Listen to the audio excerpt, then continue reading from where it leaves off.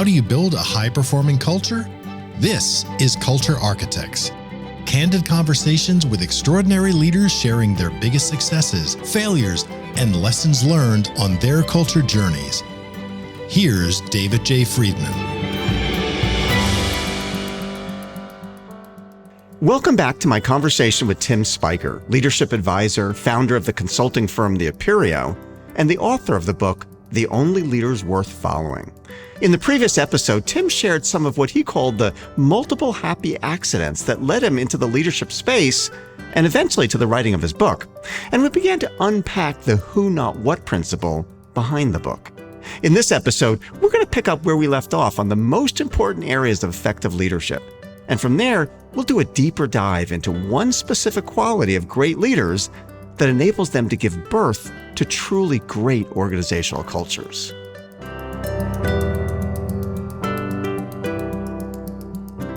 I liked when you described, and it's something I learned years ago, kind of this, I'll describe it as a separation between feeling the emotion and acting upon it.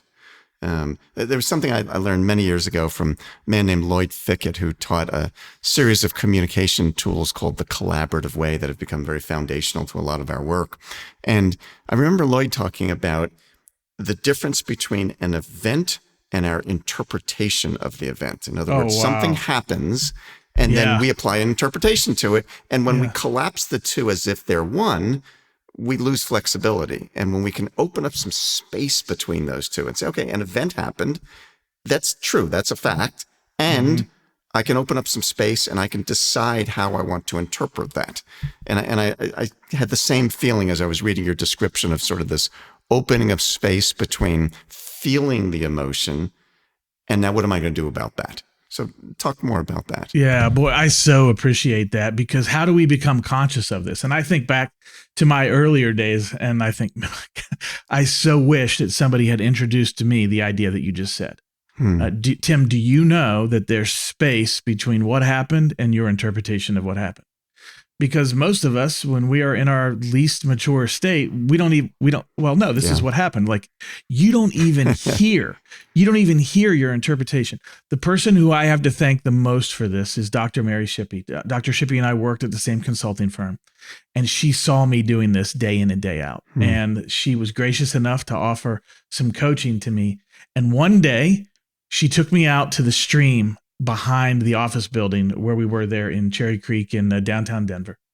And she said, Tim, I'm going to do something and I want you to tell me what happened. And she walked out into the stream. I was sitting there on the bank and she marched up to me with all kinds of kind of aggressive motion, kind of in a huff. And then she said to me, kind of like she did like that, okay, and scene, like she ended it. And she said, okay, Tim, tell me what you saw. David, I had volumes, I had paragraphs, I had pages, I had all this interpretation of what was going on with this character that she had just played. And she let me go on and on. I didn't know it, but I was burying myself with every word. She let me go on and on. Finally, when I ran out of stories that I was writing, she said to me, no, Tim, I walked up to you aggressively in the stream. That's it. Yeah. And I was stunned. Yeah. And I'm so thankful to Dr. Shippey. Not that I get it right all the time today. But everything else is a story. Everything else is an interpretation. And look, in emotional maturity, we're not asking people to not have an interpretation. We're asking you to be conscious that it's going on, asking you to be aware, and asking you perhaps to be also open to the fact that your initial interpretation may or may not, probably isn't the whole story, frankly. Yes. And so I'm so thankful to Dr. Shippey. I'm sure my kids would tell you that I've got a world still to grow and develop, but they have no idea how bad it would be if Dr. Shippey hadn't helped me learn that so many years ago. Yeah. There was a fundamental in our first company that the language I used to use, I called it, the title was be quick to ask and slow to judge. And it's just learning to just take a deep breath and say, hang on, there's probably a lot more going on here that I don't know about. Let me ask some questions here before I find out anything further. That's a great phrase. Anybody listening, if you feel like you ask and slow to judge. Homemade bumper stickers, put that one somewhere where you can see it. Yes, wonderful. There was another thing that I learned back then, again from this person Lloyd Fickett, who was very influential, and he talked about, from a listening perspective, the phrase he used to use is that we all have filters for our listening. That as I'm listening, I have a filter that I believe this person, I don't believe. They're a good person, they're a bad person. They're smart, they're not. They're whatever. And much as you're saying about emotion, Lloyd would say, it's not that it's not possible to not have filters. The key is just recognizing what filter is going on right now. As I'm listening through this filter of X, Y, or Z. And if I recognize that, I at least have more power to say, oh, there could be another way of listening through this or interpreting this, and be open to the possibility that there are other ways of looking at this situation. Well, and I'll go back to Dr. Shippey again. In the midst of that coaching with me, not just that day, but over a number of months, one of the phrases that she introduced to me is very simple, and probably many people have heard it, but tell me more about that. Yes. It's been it's one of the top 5 most powerful phrases in my life. Yes. Tell me more about that. And I am stunned at what I learn when I simply say to somebody, tell me more about it. And the number of times where I am 100% already accurate on, it's almost zero. It's almost zero. There's always some edge. I had a really profound interaction with this just over the weekend with my oldest son. Back to the parenting examples. Not that the people that are working for us are kids, but these are good. I mean, this is a space of leadership as well. Yeah. I was explaining to him, we're getting ready to move to a new home, and we're doing all the normal kind of cleanup and little repair stuff that's going on. And we had a grate over an intake on the AC unit that looked like it had not been cleaned since World War I. And I said, let's get after that. And so he was cleaning it off, and I felt like we could do a better job. And one of the biggest things I'm trying to teach my kids these days is, what does it mean to do a good job? Mm-hmm. And so I am wanting to help him see what a good job is, but in a moment of lucidity, thankfully, I asked him a few questions. I don't normally do this, so he could attest to this, but this time I did.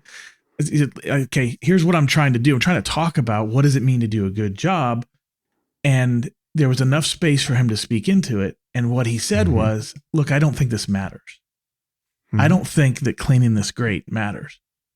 And just by creating just a bare amount of space, all of a sudden I realized that I'm trying to lead him towards learning about what a good job. Look, if he looks at the project and said, this project doesn't matter, it doesn't matter if this grate is clean or not. All of a sudden I'm like, well, on one hand, as a parent, I'm like, well, now I'm stuck. What do I do now? But just, again, I don't always do this well, especially in parenting, but it was a moment where there was some space just for a little bit of curiosity. Yes. And all of a sudden I realized I couldn't, in the way that I was attempting to lead him, I wasn't going to be successful, because he's saying, look, this doesn't matter. It's not about a good job or a bad job. You're asking me to move sand up one hill to another. It doesn't matter. And all of a sudden, it made me maybe not a good leader, but maybe I wasn't as bad as I was before that, because there was space to learn something. Tell me more about that. So little examples. You saw what he was doing from a different context. Yeah. Completely. All of a sudden it wasn't he's lazy or he doesn't get it, or it wasn't those things. It was, okay, he and I have a disagreement about whether or not this matters. And therefore it's going to be, how do I teach him the thing that's way more important to me, which is how do we learn to do a good job? How do we learn to work hard? I just realized I'm going to have to take a different angle on this one, because he doesn't see it the same way. Otherwise, I would have just done what I do too often, which just, beat that drum louder and harder and just come after it. I mean, he doesn't listen better when you say it louder? Well, no, he doesn't. But it would have been used. And here's another thing to think about in the scheme of leadership. When I don't pause to hear and to understand that he's actually looking at the whole project differently than I am, now I do beat the drum louder and harder. What does it do to the relationship when I'm doing that? I don't realize that he's seen a totally different story than I am, but all he knows is, here comes dad. with the loud drum all the time. And now I've actually gone backwards as a leader because I've damaged the relationship. And so I know it's too often that I do that. I happen to come up with one moment where one out of 15 moments where I didn't, but it's an example of, hey, how can we use curiosity in our leadership? Yeah. So I want to just touch on an interesting question about this emotional maturity. So a big part of that you write about, and I often see written about, is empathy, the ability to feel what other people feel. And I'm curious, it's just something that I've been thinking about because it's an area that I lack, as my wife would attest to. And anyone that works with me knows empathy is not strong in my skill set. But I think there's a difference, and the language that I use for this, and it's just my own, is I think about the difference between what I would call, again, I'm going to use this phrase, emotional intelligence and empathy. And the distinction that I would draw, and I'm just curious about your response to this, is I would say that empathy is the ability to feel what other people are feeling, where emotional intelligence is the ability to understand what they might be feeling and respond appropriately, to be appropriately sensitive to what others might be feeling, even if you can't feel it yourself. And so I would say that I lack significant abilities to have empathy. I don't feel what others feel, but I'm sensitive enough and aware enough to say, I can imagine how that person might be feeling, and therefore be sensitive and aware of that. How would you respond to that? Well, let me ask you a question. Take on that. Let me ask you a question. If you could wave a magic wand or push a button and become more empathic, would you? Probably not. Okay. Tell me more about that. Yeah. I'm not sure it's necessary. Okay. And so to feel the pain that somebody else is feeling, in my own mind, I'm not sure that has a tremendous amount of value unless I was clueless about what they're experiencing. Okay. So if I can at least understand that and respond appropriately and not be clueless about it, now I've got something that's useful. But simply feeling their pain, maybe it's because I'm such a utilitarian, I'm not sure that's as useful to me. So I'm not sure I would want to be. Well, I think, and I'm going to do one of those classic both and answers here. Sure. I think ultimately what you want is both in an ideal world. And it's part of the reason why we picked the terminology emotional maturity, because we know Daniel Goleman's great work and well-known emotional intelligence and all the things that are out there regarding that. But we wanted to go in a next step into the action space. And we felt like if we could say, hey, the whole of what we're after here is more than just understanding emotions, which in and of itself is valuable. But can we entice and bring people towards also that space, as you put it, with empathy in feeling things? And what does that do? I do think that it's certainly better to be emotionally intelligent and to understand how emotions are showing up and what they're doing than to not be. I would contend, as I've watched with our clients, is the people who are able to have empathy alongside emotional intelligence, in other words, what we would call emotional maturity, that they have a leg up, because then they're feeling with somebody, but it's not a blind feeling. You probably know some people that are super naturally empathic. It's almost like their mirror neurons are more developed than the rest of ours, and they're just with people in the moment, but there isn't a lot of thoughtfulness necessarily about what's going on. They're just kind of sucked in. And so I could easily argue that being sucked in emotionally without a greater understanding of the emotional space that's going on, I could see where that's not as valuable as it could be as well. Yes, I'm with you, but do I understand the greater context? So I would contend that an emotional maturity hopefully encompasses both of those things, where we can kind of get the best of both worlds. Because I find that when we do the hard work, and by the way, empathy, tough place for me as well. I mentioned earlier, engineer. So there we go. What I find is that when I pause to actually feel, and when I pause to try to do that work, not just the understanding part, that my natural tone, my wording, everything about me shifts when I go from understanding to also feeling. And then, interestingly enough, if I'm in that space emotionally with them, I end up having to be a little bit less almost a little less guarded, a little less, how do I pick my words perfectly? Because my connection with them emotionally is driving some of that tone, driving some of that language. And so in that space, what I hope for essentially is both. The emotional intelligence part that has the understanding. I'll share one other exercise, perhaps this would be valuable to the folks that are listening. We call it the 300-second pause. And so, if you're doing the math, yes, that's 5 minutes, but 300 seconds is more fun to say. And what we talk about that we get a lot of positive feedback around in this space is if I look at my week and I've got 2 or 3 meetings during the week where I think, oh, that could be a charged one. There's some challenging relationships there. Or there's somebody that I have trouble with. And just to take a literal 300-second amount of time, which is actually a pretty decent amount of time when you pause and think about it. It is. And the exercise is to do this. What's it going to be like? What could it be like to be on the other side of me in this meeting? What is that other person who I really don't like, if I'm being honest? What are they bringing into the meeting? What are the challenges? What are the edicts? What are the things that they need to walk out of this meeting with? What are they hoping for? What's the history, not only with this subject, but with me? And what would it feel like? What might they be feeling as they step into this different? Usually I'm just thinking about what am I feeling about this different. Point. And what like we that. find is when people will take on, we ask them to do it a couple times a week when we're in our unit working on empathy. What we find is that it fundamentally shifts the interaction to become more productive for all parties when I take the time to not only intellectually think about the emotions, but to actually feel. And people get hung up sometimes and be like, well, I didn't have that exact experience that they've had. Yes, okay, agreed. But have you ever felt frustrated? Can you think of a time in your life when you've been really frustrated? Well, yes, I've had that experience. Okay, then great. If you think that's what they might be feeling, then just think back to the time. It's almost like method acting. Think back to the time when you were supremely frustrated.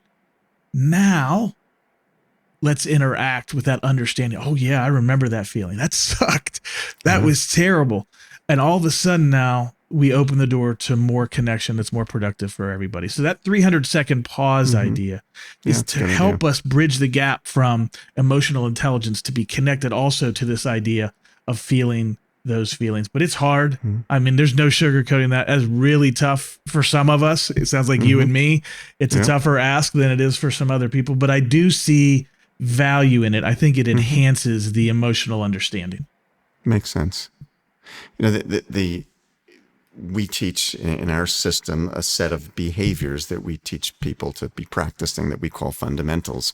And a very common theme, I was working with a number of clients recently in this area, and there's a very common theme that crosses many different fundamentals. And the common theme is learning to think from somebody else's perspective. And it's really what you're talking about in so much of this. And it seems to me so much of empathy, of emotional intelligence, of just being effective is the ability to get out of your own brain and stop, get out of your head and think from somebody else's perspective. And okay, if I were that person, which is what you're describing even in a meeting, but in all circumstances, imagine how this would come across. How would this sound? How would this feel? What would this look like if you were in somebody else's shoes? And there are probably 5, 6, 7, 8, 9 different fundamentals that all have as a common theme or an underpinning some aspect of being able to think from somebody else's perspective. And it's remarkable how few people do that very well. It's just hard, though. I mean, to your point, we have to get out of our own way. We have to not be the center of the show. One of the things as we talk about with empathy with our clients is empathy. If I'm going to show up empathically, I am intuitively and fundamentally saying I'm not the only one that matters. And I just think that as human beings, we have a bent towards ourselves. And so empathy for many of us is an exercise of going against the grain and really acknowledging, I mean, I don't want to feel any more negative emotion than I have to. And yet so many times that's what empathy invites. It can invite us to experience positive emotion as well. But so many times it's about negative. So it's just tough work to go against the grain of self-centeredness and self-interest to be empathic with, especially with emotions that aren't fun to feel. Yeah. As Rolando and I were talking last week about your book, we had an interesting contrasting response to a part of it. And you were describing in the book, I think it was basically the impact of leaders who aren't the kind of people you want to follow. Leaders who are not inwardly sound and others focused, and the kind of dysfunction you described at the beginning of our exchange. You described some of what that looks like when you're working in an environment and the dysfunction that goes with working in that kind of environment with, I would call them dysfunctional leaders, but, and we see them a lot. And what was interesting about Rolando and my differing responses to that part of your book was that for Rolando, it kicked up a lot of emotion for him, remembering times he's been in those experiences and what that felt like and how painful it was and how difficult it was. And I suppose for many people it does that. And for me, I have the good fortune at some level of I've only worked for myself. I've only had my own companies. And so I've never worked in one of these dysfunctional places. And so it's like, do people really act like that? I can't fathom that. And yet I know intellectually because I talk to people where there is an incredible amount of dysfunction in companies. I've just never lived in that the way so many people have. But it's just, I look at that, I can't I hear people talk about bosses they've had who used to yell at them or throw things. That's just like, that's a complete non-compute to me. I can't even fathom that happening. And yet I'm sure many of our listeners have worked in places or maybe are currently working in places where that kind of stuff goes on. Well, I mean, we can tell more bad stories. You know, I'm thinking particularly of a senior executive in a not quite, well, now it's $1 billion organization. So lest we think that dysfunctional, unhealthy leaders don't make their way into very high levels of very large companies. They do. But in this particular story, I'm thinking of, you've got a department head in an executive meeting who brought somebody who reported to that person into the meeting, update on a project that they were working on. And the two of them had a little miscommunication about a minor part of the project, not a big deal. And this is not an organization that strings people up for small little things like that. It wasn't a big deal, but they had one person thought the answer was A, the other person was B, and is like, you know what, we'll get together afterwards and we'll hash that out. Immediately after that, the person reporting to the executive ended up in that executive's office. And the executive said very point blank, now I've got to start protecting myself. Oh, and you too. Like, and the person was like, well, what are you talking about? And went on to talk about what an enormous issue that was in the executive meeting, that they'd had that minor detail. And in the end, that story is 100% back to the issue of insecurity. That senior executive wasn't sure that he deserved to be in the room. And so any perceived miscommunication or disagreement was going to call into question his very existence in the room. So much so that he's now consciously saying, I'm going to start protecting myself. And he did. And I will tell you, not long after that, the person who reported to him, who was considered a future potential president of that company, left. Because like I'm done with this, because this level of unhealth. And even if you look at the president and other people and say, well, the president wasn't involved, the other executives aren't. It's like, no, but they believed that this person should be on the executive team. They fostered that. They kept the person there. Absolutely. And that person said, this is not an environment I want to invest myself long term, because this is how this place works. So I'm going to roll. And he did. So there's That's amazing. I mean, to say it out loud is the thing that kind of blows me away. Like people will think things like that, but it's not very often they call somebody in their office and say, now I've got to start protecting myself. And then that short-sighted that nothing else matters but me. Well, and caught himself in the moment and said, oh, wait, and you. And it was funny is the person reporting to him was like, what do we need protecting from? What are you talking about? Like, I don't need any protection. That was a moment in the meeting. It's not even a big deal, but that's how dysfunctional and unhealthy that leader was. And so, these stories. I'm one of the questions that I am often asked is about, when I look at all the many, we've worked with over 1,000 companies, and so I've seen a lot of leaders, as have you. And I'm often asked from a culture standpoint, what's the difference between those companies that are really successful at the work that we do with them and those that are less successful? And one of the things that I have said often, and just my observation, is that better leaders implement everything they do better than people who aren't as good leaders. Yeah. And that whether they're implementing what I teach, or they're implementing lean improvements, or they're implementing something else, whatever they do, they implement them better because they're just better leaders. They do the things that you wrote about and you talk about. And I would add to that just this is simply my observation, not research-based, but just from what I've seen, that in my mind, there's a difference between what I would call a good business person and what I would call a good leader. And they sometimes exist in the same human, and sometimes they don't. Mm-hmm. And in the way that I'm using that language, I would describe a good business person as somebody who perhaps makes good strategic decisions about where to invest our resources, or what, product or market we should be in, or those kinds of things. And someone might be very smart about those, but that's a very different skill set than being a good leader of human beings, as you've described in your book. Yeah. And, ideally, the best CEOs or leaders have both. Right. But those are two different things, and they're not always in the same person. If I think of the thousands we've worked with a whole lot of companies, and they all have CEOs, I would say, without exception, who care and want to do the right thing. But some of them just aren't very good leaders, and some are, and they lack many of the things that you're describing. Yeah. Well, I first of all, I totally agree with you. And I think we just have to understand that I can never strategize myself into being inwardly sound and others focused. Yeah. I can never solve a who problem with a what solution. And in the end, as we talk about leadership, there's just a very fundamental question is, who do I want to follow? Sometimes when I think about this type of question, this type of idea, I put the zombie apocalypse test to it, which is to say the zombie apocalypse is going on, and this person who's in question knocks at my door and says, follow me, I will take you and your family to safety. At that point, who am I willing to put my full trust in, my life and death trust in?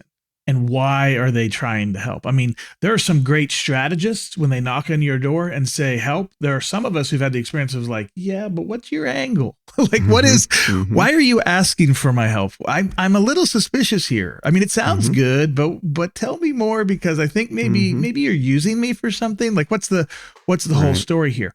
Whereas when that leader who is for me, who is sound in who they are, when they knock on the door, and I'm thinking of somebody very specific in my own life, a gentleman named Mike Kane. If he came knocking on my door at the zombie apocalypse and said, come this way, I'd be like, let's go, everybody. Like, just leave it all. We're going, because I know that Mike isn't asking me to do something solely for his own benefit, his own promotion, his own survival, his own anything. He always had other people in mind. And so, yes, being a smart business person and being a great leader are two very different things. Hopefully they show up in the same person. But as you're interacting with folks, and as I do as well, I do think it's important to say to somebody, what's your bigger goal? If your bigger goal is to be a smart business person, then okay, let's not call that leadership. Let's call that you want to be a really smart business person. Yeah. But what's your higher priority? Being a really smart business person or being a leader? They're not antithetical. But understanding what your higher priority is probably pretty important as you think about your own development. Yeah. Yeah. Well, this has been fascinating, Tim. So if our audience members would like to learn more about your book, your work, the work that your company does, tell me, where do they find you?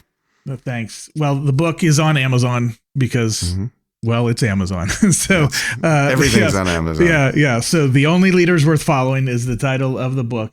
And then if they want to find out a little bit more about our work or our company, the easiest place to find us is beworthfollowing.com. Great. Well, Tim, I really appreciate your wisdom and your willingness to share that with me and with our audience. I think it's really valuable, and it goes to the heart of, you can't build a great culture without a great leader. Sure. And it starts with leadership. And so your contributions to helping develop better leaders flows directly to creating better culture. So thank you for being with us. Thank you for having me here. It's a pleasure. And that's it for today's episode of Culture Architects with Tim Spiker, leadership advisor, founder of the consulting firm The Aperio, and author of the book, The Only Leaders Worth Following. Folks, if you've been enjoying what we do here, make sure to subscribe, and that way you'll automatically get my latest episodes when they come out. Also, if you have a minute, I'd love it if you left us a review, and that way more culture fans like you can discover the show. And if you'd like to learn more about how to build a high-performing culture in your organization, check us out at CultureWise.com. See you next time on Culture Architects.